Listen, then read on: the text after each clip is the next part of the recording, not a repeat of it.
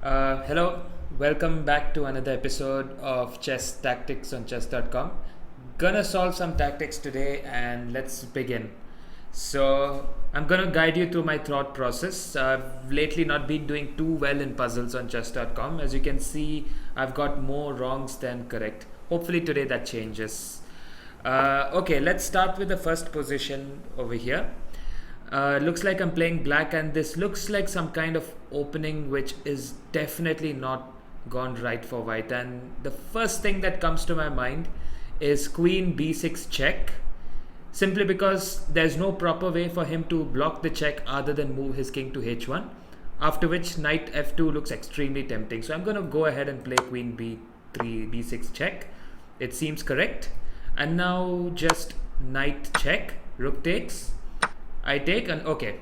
So we got the first one right. That's off to a good start. Let's keep going with more and more puzzles.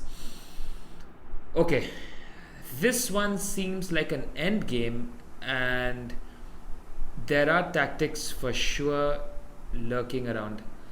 Now, knight e7 would be great, except that the bishop covers that square, hence I can't get a fork just yet against his king and queen. So I need to switch my strategy and look for a way to attack the king. And the first move that comes to my mind is knight h6 check. But after knight h6 check, what if he goes king g7? Then I have queen takes f7 check. He takes my knight. Then bishop e3 check, and it all looks too good. I should have a mate over there, so I'm gonna go knight check. That's correct. Queen takes. Not correct. Now what did I miss over here?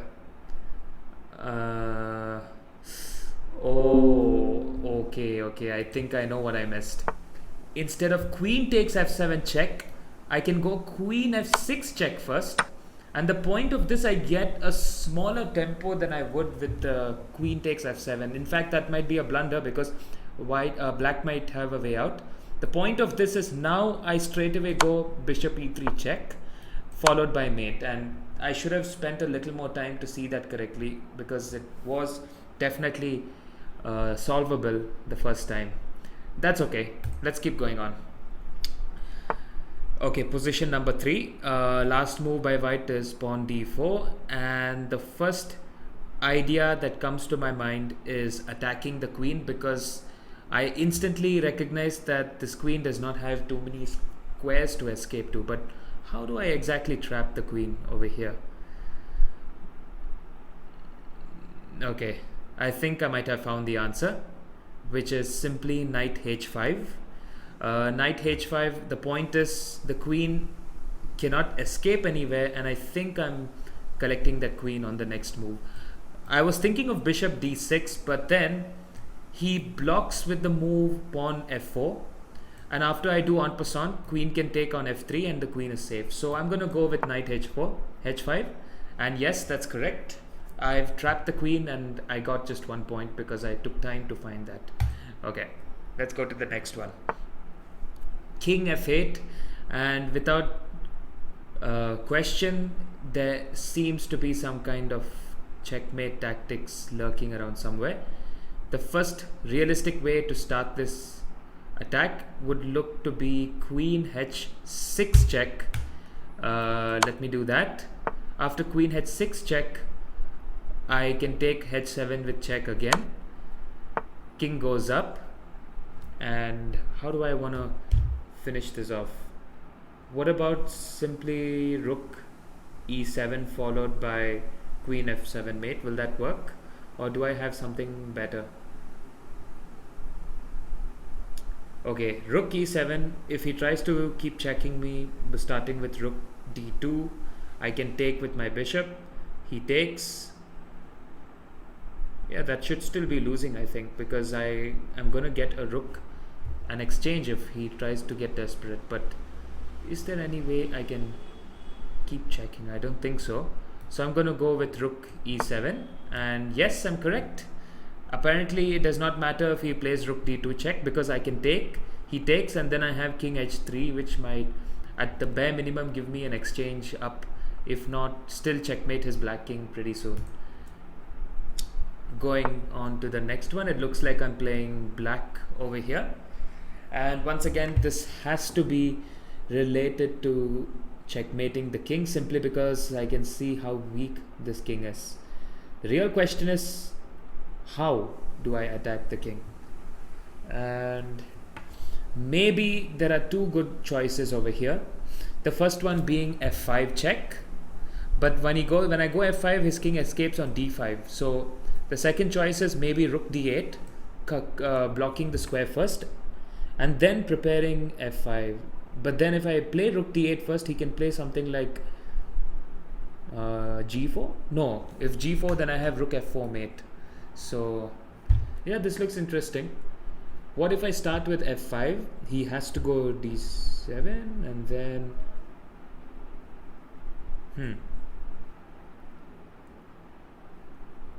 this one is trickier than I thought. The point is, he should have no way to stop f5. I should make sure that if I start with rook d8, f5 cannot be played. If I go f5 first, king d5, rook d8 check, but then his king comes to c6. So what about king c7 first? But then I run into knight b5 check, and that's just going to be annoying. So I'm going to start with rook d8. And yes, that's correct, because now the puzzle continues, and I think a simple f5 should be checkmate. That's correct. So this was the correct solution to cut off the only escape square of the white king, followed with an f5 mate. Let's move on. Another endgame, and a lot of tactics can be seen, namely the black king is not so safe. The real question is, what would be the most appropriate way to actually win this endgame? Okay.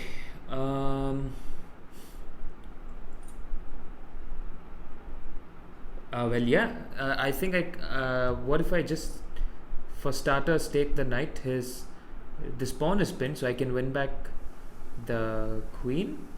His bishop would be hanging after I remove the defender. That instantly looks good, but let me not get carried away. And what if I do knight a7 check first? His king goes to b8 and is attacking my knight.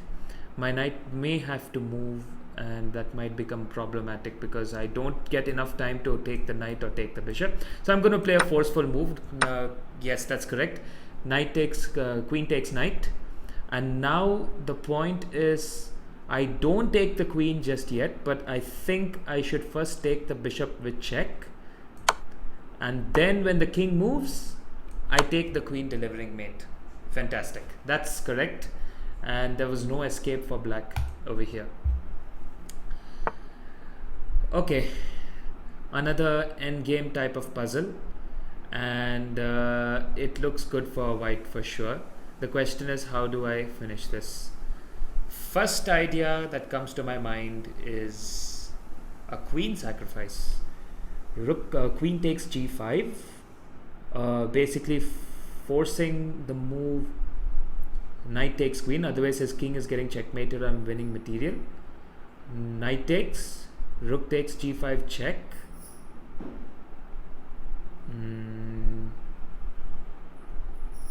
King, yes, king has to go to either f7 or f8, and then after that I should have something over there. I don't know what, but it looks correct for some reason. So the other approach I will look at is I'll start with another move order and see if it makes sense. If rook takes rook, queen takes rook, and then I have absolutely no follow-up after that.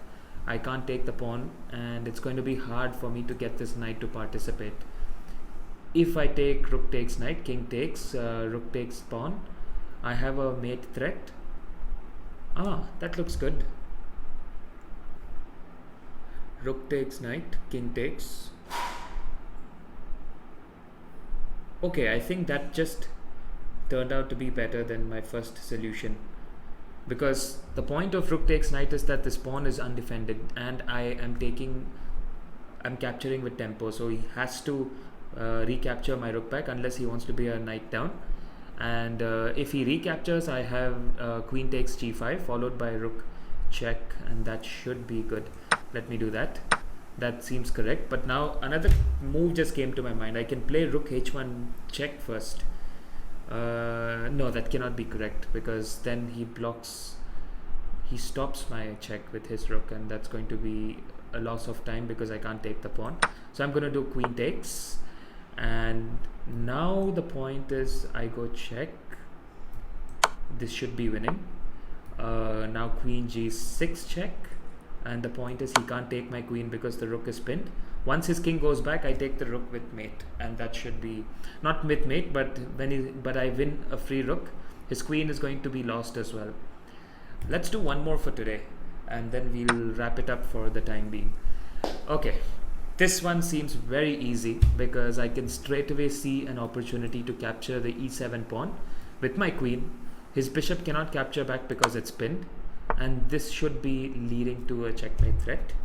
I now can take a bishop for free, and yeah, that was pretty simple. Okay, so apart from one puzzle today, I got most of them right. I think I was a little bit quick on the second one, and if I spent a few more seconds, I'd have probably got that right. But I feel a lot more confident solving puzzles while talking because it really allows me to think out ideas thoroughly and apply the right concept at each type of position.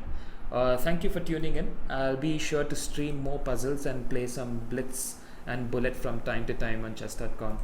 Bye bye.